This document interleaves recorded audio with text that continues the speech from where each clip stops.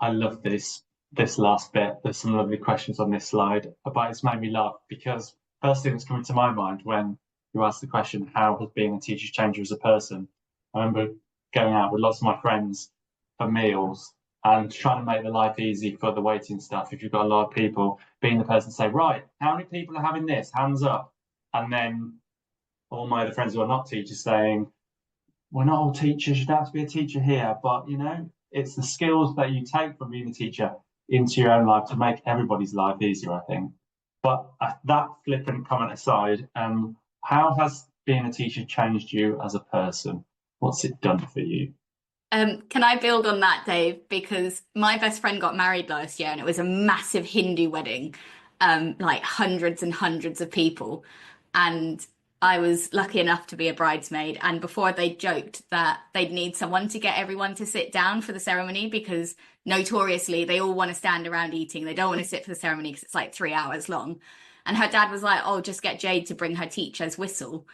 And I was like, I'm not gonna do that. It turned out on the day, her first date, we're ready for the ceremony. Everyone stood up, eating, chatting at the back. And her dad looked at me and I was like, "Are you seriously gonna make me do this?" And he was like, "Come on, use your teacher voice." So I stood up in front of 300 people and was like, "Right, everyone, to your seats, please. We are ready to start the ceremony." And about half of the people sat down, and the priest looked at me and went, "Come on, teacher, do it again, do it again." So I had to do it again, got everyone sat down, and then for the rest of the day, like this was a ceremony that started at 8 and the celebrations finished at 1:15 in the morning. I had people coming up to me going, "Are you a teacher by any chance?" And it was just I so funny. But I think it changes you as a person. You can't help but make it part of your personality, like you say, wanting to be helpful and do things, and also when you're out, just having to like silence your inner teacher voice when you see certain things happening. Or my husband will be like, "I'm not one of your students. You don't have to talk to me like that." So true. Teacher voice is so useful and powerful. Carole, did you want to add to that? I guess I have uh something to add, which is I guess comes from some of the challenging sides of being a teacher. Learning about, I guess, having to learn to say no, because of experiencing cycles of being close to burnout and learning about burnout and learning how to look after myself better, basically. And I was going to mention for anyone who is finding things tricky, this is a book that I found really helpful. It's called Burnout, Solve Your Stress Cycle, and learning about stress, learning about the role of the amygdala and the nervous system and how to regulate it has been invaluable for me, but has also made me a better teacher because it's given me an understanding of what some of my students are going through and how to kind of navigate, their reactions to things. So I think it's in order to stay in teaching, I had to learn to basically look after myself with a lot more care, because of the challenging nature of some sides of the job. So that's something that has, impacted the whole of my life. I bought a set of cards that are like ways to regulate your nervous system, and it's something that I used in the classroom, but has also helped me. So that's just something that, is a hard truth about teaching, is that there are actually a lot of challenges about it, but in order to deal with them, I have I have learned to look after myself better, basically. I think that's brilliant advice, Carole, because I think teaching naturally attracts empathic people. And because we're empathic people, you tend to take on board all the troubles that the children are presenting with, and looking after yourself is so important. So that's amazing advice. Mark, did you want to add to that? Yeah, and again, I don't think I'm a million miles away from what Carol's just said. I think how teaching changed me as a person was that when I started, I saw a class of 36, 15 classes of 32 children, and that's how I saw them. And I suppose over the years I taught, I learned that every one of those children came to my classroom having experienced a different journey. And to try and be more patient, understanding, more empathetic for them that the child who misbehaves is not misbehaving because they hate physics. That there's a whole backstory.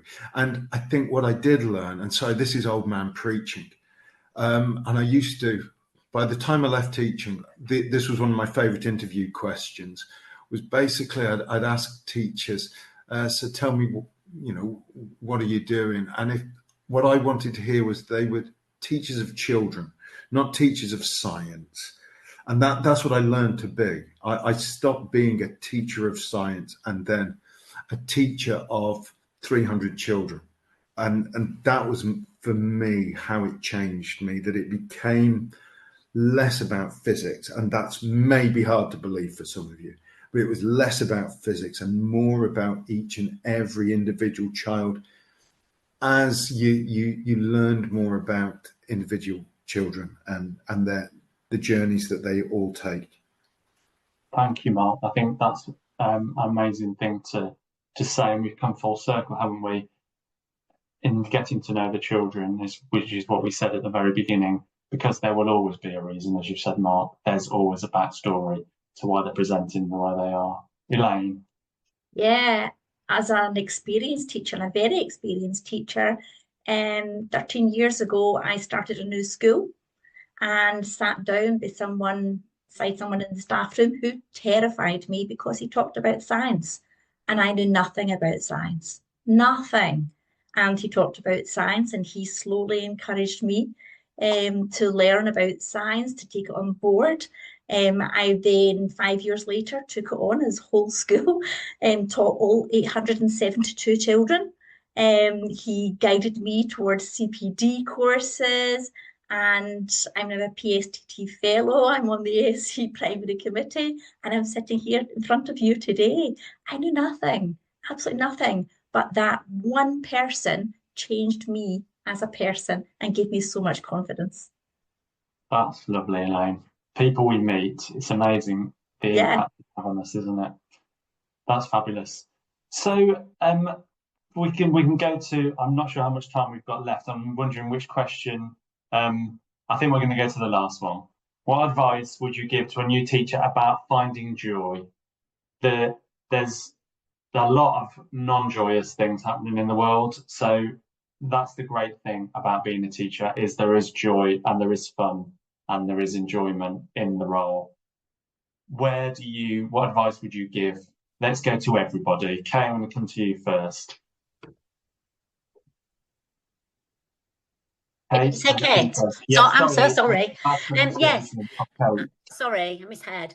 I would just think working in school, it's such a hurtful place to work. I'm on secondment elsewhere this year, which I'm loving, but I love being in school with the children because it's just a place that's full of hope and all their futures in front of them, and being able to support them, help them and the families if wherever. It's such a wonderful vocational thing that fills me with joy. Thanks, Kate. Carole, over to you. What advice would you give about finding joy? I think for me, one of the things I really have thought about is like Venn diagramming. So being like, what are things that I have to do, things that I want to do, how can I do this? So for instance, I'm very passionate about the environment and nature. I love gardening. That does me good. And so I started at my last school an eco science club. So once a week at lunchtime, I would be out in the garden with the kids. And so like making opportunities where you can to kind of do the things that you're really passionate about and that really matter to you. And that can then really radiate joy and kind of, I don't know, it just snowballs for me. So I think even if things are tough, being like, okay, well, what is something that I know I can bring in that will put a little bit of joy in my day, even on a tough day? Thank you, Carole. Great advice. Jade? Kind of building on what Carole said, kind of carve out time in the week so that you know there's something that you will enjoy. So I run the gardening club, which I absolutely love. I'm really missing it this year and I'm worried about who's looking after my garden. But I'm trying not to think about it. But for me, it was always kind of question number 3. I would always leave art until last thing on a Friday, because Friday afternoons we would come in, we would read for half an hour from our class story, and then we would do art. And we would always play our class playlist that we build up during the year. And it meant that it was a really peaceful end to the week, as long as you left enough time to wash up the paintbrushes at the end.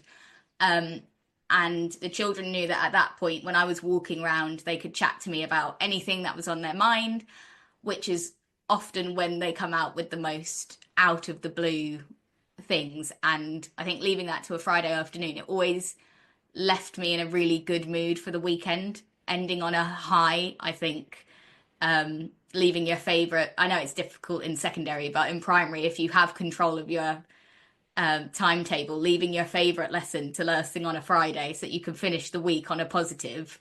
I just really always enjoyed that, and a lot of the things in my little notebook have come from Friday afternoon observations from children. Thank you, Jade. Sounds great. Mark?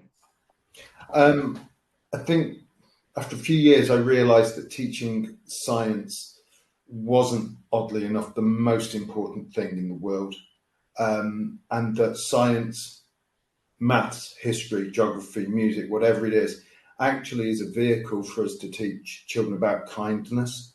And so what I think brought me the most joy is that by the time I finished teaching, that what I realised I was a teacher of was teaching kindness, kids being kind to themselves, kind to each other, and kind to the world around them.